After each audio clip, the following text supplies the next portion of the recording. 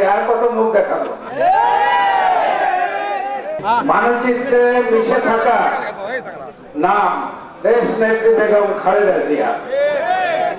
তার নিঃশব্দ মূর্তির জন্য আজকের এই বিশাল জনসমুদ্রে আমার বক্তব্যের শুরুতে আমি বলতে চাই, ইদানিং আমি অনেকগুলো মিটিং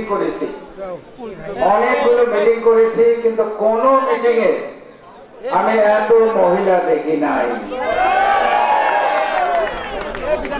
সবাই বগুড়া, আমার মা বোনদেরকে অনেক ধন্যবাদ।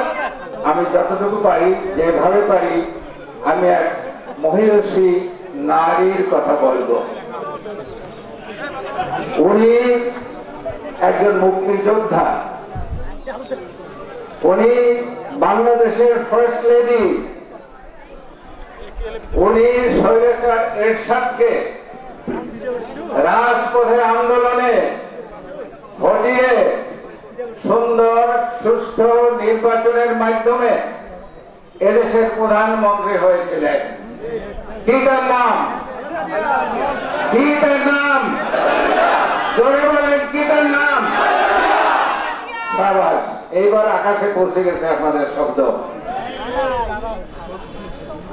উনি তিনবারের প্রধানমন্ত্রী, প্রতিবারে পাঁচটা আসন থেকে উনি দাঁড়িয়েছিলেন। একটা আসনে তিনি ফেল করেছিলেন, প্রত্যেকটা আসনে বড় ভোটের ব্যবধানে উনি জয় হয়েছিলেন এবং এর মাধ্যমে রাজনৈতিক ইতিহাস সৃষ্টি করেছিলেন। উনি বাংলাদেশের প্রথম prime minister. Madam Khaleda Zia বাংলাদেশের দেশের প্রথম প্রাইম মিনিস্টার। উনি সারা বিশ্বের মুসলমান দেশগুলো, মুসলিম কান্ট্রিগুলোর প্রথম সরকার প্রধান। ফোর্বসের নেতৃত্বের তালিকায় ওনার ক্ষমতার সময় উনি ছিলেন পৃথিবীর 14তম শক্তিশালী ব্যক্তি। গণতন্ত্রের মা, দেশনেত্রী, জননেত্রী খালেদা জিয়া পৃথিবীর সবচাইতে নির্যাতিত ব্যক্তি। কিসের জন্য নির্যাতিত? গণতন্ত্রের জন্য নির্যাতিত, আমাদের বাক স্বাধীনের জন্য নির্বাচিত, এই দেশের স্বাধীনতা সার্বভৌমত্বের জন্য নির্বাচিত। আমরা সাউথ আফ্রিকার নেলসন ম্যান্ডেলার নাম শুনেছি, আমরা মিয়ানমার তথা বার্মার অং সান সুকির নাম শুনেছি। তারা গণতন্ত্রের জন্য লড়াই করেছেন, কিন্তু আমি বলবো এই দুই নেতা নেত্রী গণতন্ত্রের জন্য যতখানি লড়াই করেছেন, তার চেয়ে বেশি গুণ লড়াই করেছেন আমাদের নেত্রী ম্যাডাম খালেদা জিয়া।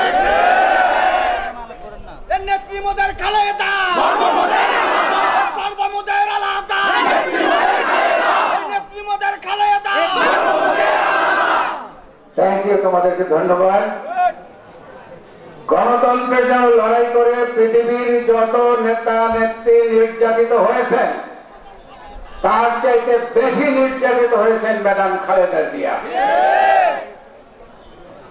আজকে ম্যাডাম খালেদা জিয়া একটা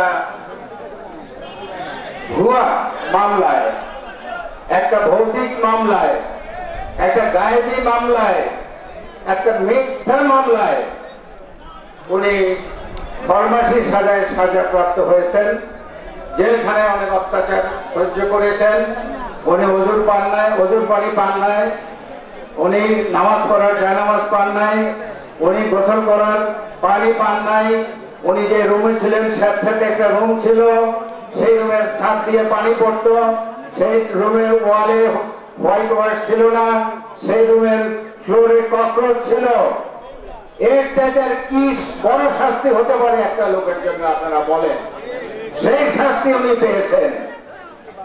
কিন্তু এর চাইতে অনেকটা বড় কথা আছে ওনার বাড়ি।